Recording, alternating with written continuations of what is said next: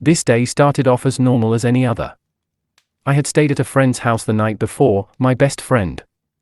We got up around noon, after going to sleep around 6 that morning. Pretty normal for us. Really. It was a Saturday, and although it was raining sideways, we wanted to get out and do something. We flirted with the idea of going to the pool hall to shoot a few games. It was always insanely crowded on the weekends though, and around a 30-minute walk from where we were, so we decided against it. Steal a 12-pack from his alcoholic dad's bedroom and hang under the railroad bridge? Meh, we were still recovering from the night, or morning before, so that probably wouldn't end great. We threw a few more ideas around, but none really hit. Finally, and I don't even remember who suggested it, but we came to an idea we both agreed upon. Thinking back now, I wish we would have just taken the 30-minute walk and played some pool. There was an old, abandoned house about a block away. We'd gone in before, a few times. We'd smoke, drink, smash stuff. Normal activities of teenage boys living in poverty. And there wasn't much to do in this town.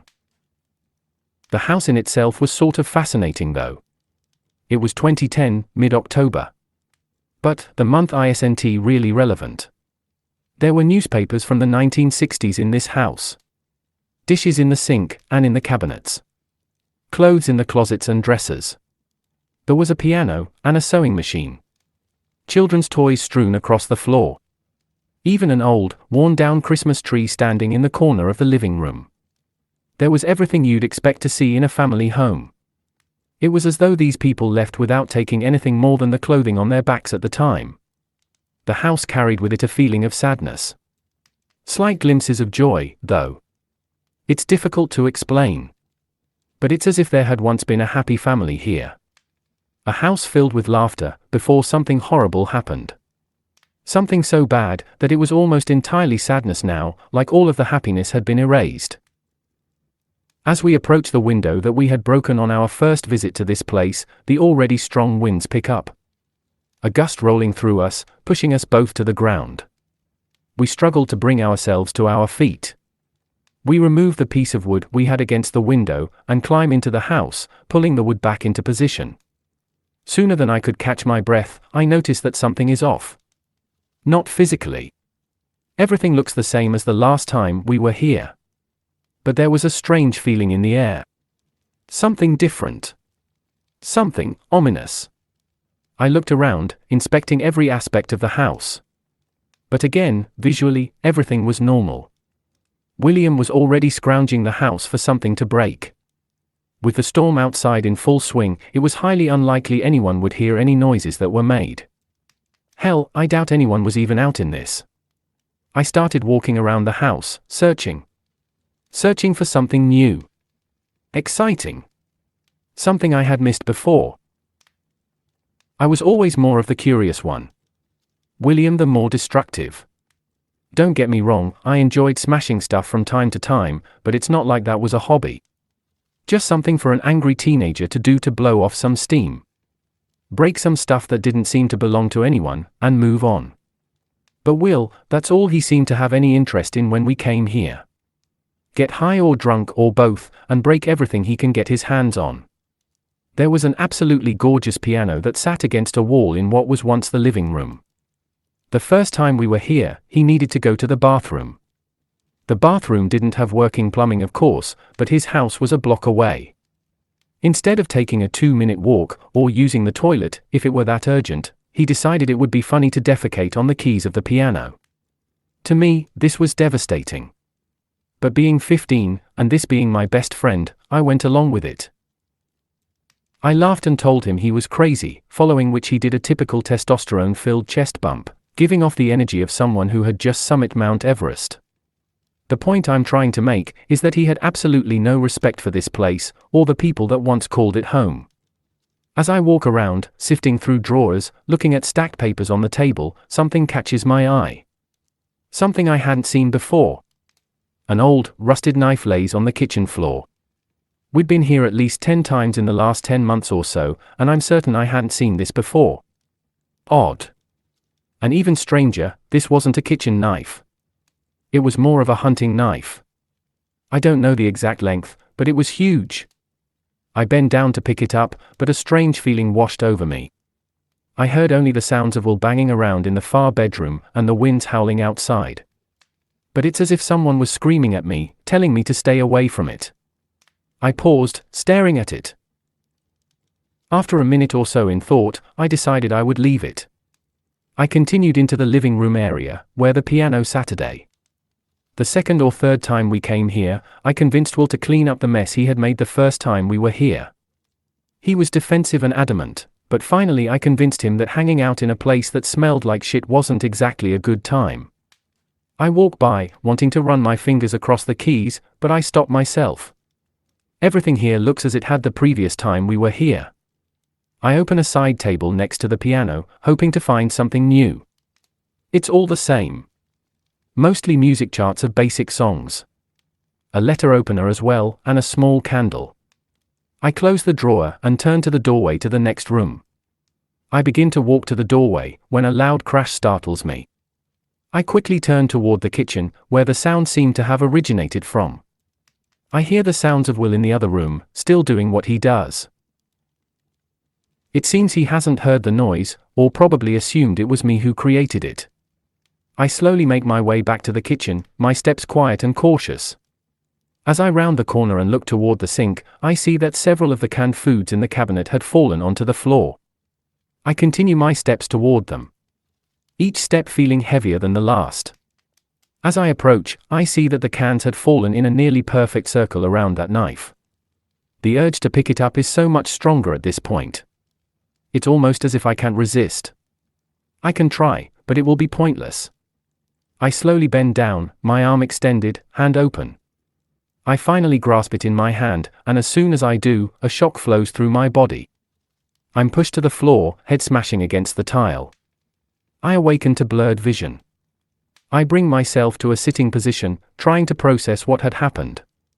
But before I can get even a thought, I notice that I'm no longer in the place I was. Or, the time. It's the same house, clearly, but it's different. It's clean. I smell what I assume is a roast beef cooking in the oven. I hear notes dancing from a record player. I don't know the song, but I can tell that it's old. The innocent sounds of a child's laughter in a distant room. It seems like such a happy place, yet there's an overwhelming feeling of eeriness. I reach for the table above me, to use as leverage to help pull myself up. My knees feel weak, my legs like jello, but I'm able to bring myself to my feet. I have to figure out what's going on. I begin to walk through the kitchen, toward the small hallway that leads to the back of the house. Toward the room where, 5 minutes ago, Will was raging about. It should take 4 or 5 steps to get to the room, but as I walk, it feels as though I'm walking down a long stretch of a lonely desert road. I feel depressed, defeated. The overwhelming feeling this house is now giving off is nearly unbearable. But I have to fight through it. There has to be a reason why I'm here. Why I'm experiencing what I am. I finally reach the room. I can't explain it, but from the moment I stood up in this kitchen, it's as though I was drawn to it. I look into the room, studying everything. There's a small wooden desk against the wall, facing the window. On it sits a textured globe. An Etch-a-Sketch toy lays on the Barbie-themed bed. An EZ bake oven near the door. Dollhouse against the far wall. And in the center of the room, a little girl sits, playing with a porcelain doll. She can't be any older than 8. I smile at the sight. She seems so happy. Like she doesn't have a care in the world. Life is free of care. It's perfect. For a moment, it brings a deep sense of joy to my heart, cutting through the ominous feel of this house. But more quickly than the thought dances into my mind, it's torn away. A deep voice yells out from behind me. It's telling the girl to come to the kitchen, and to do it now.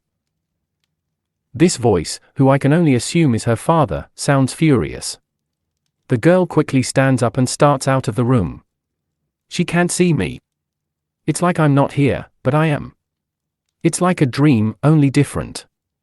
I don't quite know how to explain it, but it's a dream that's even more vivid than walking through life in reality. Everything is enhanced. As she approaches me, I can only notice a dramatic change in her. All of the joy, the happiness. It's gone. Ripped away and replaced by fear. She passes through me, as if I were a ghost. I turn to see her walking down the hall, her eyes glued to the ground, never looking up. I turn back to the room, staring at the spot where only moments ago she sat, playing with her doll. Enjoying every second of it. It's sort of scary, how quickly things can change. Suddenly, I'm pulled from this daze. I hear a scream. It's the girl. I turn to the hallway and begin to sprint, my eyes on the doorway leading to the kitchen. But the faster I run, the further away it gets. I run and run, putting every ounce of energy I have into getting to my destination. Almost like I'm running against 100 miles per hour winds. I go, and right when my body is about to give out, I reach the doorway. What I see has haunted me every second of every day since this happened. And it will until I breathe my last breath. On the floor in front of the kitchen sink, a woman lays lifeless. A metal wire laying next to her head. I can see the marks on her neck. Claw marks on the wooden counter, leading down to where she's laying. She's not breathing. She's gone. I slowly scan the room, going from right to left. A feeling within me is screaming at me to stop. To close my eyes. To go back to my reality. But I can't. I have to know. My eyes meet the kitchen table, dishes set, ready for a family to have a delicious meal. To talk about school and work and friends. But when I get to the other side of the table, all I find is anguish. Laying on the floor, in a puddle of blood, is the little girl. There is no laughter. No smiles. Only nothingness.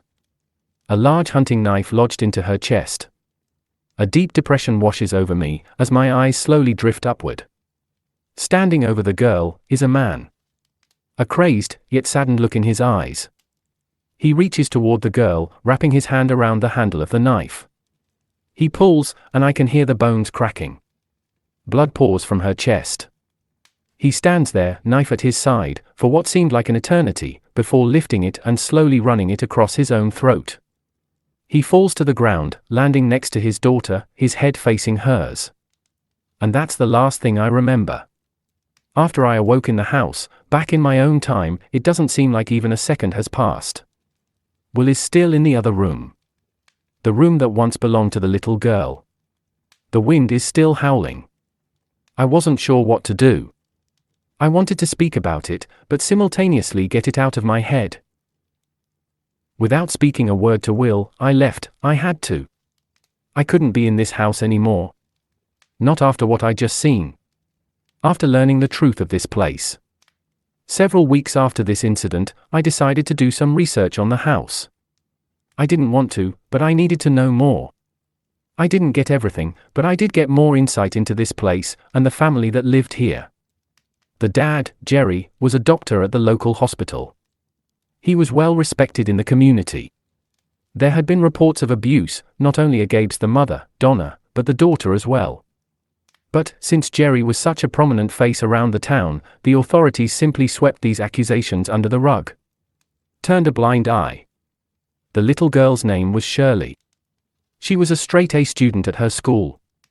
Only 9 years old at the time of her death.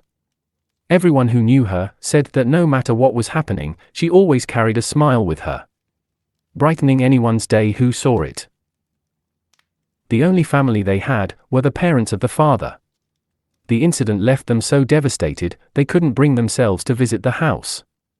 To make things worse, the incident happened on Christmas Eve. They never cleared out the belongings. Never put it on the market. They simply left it to rot.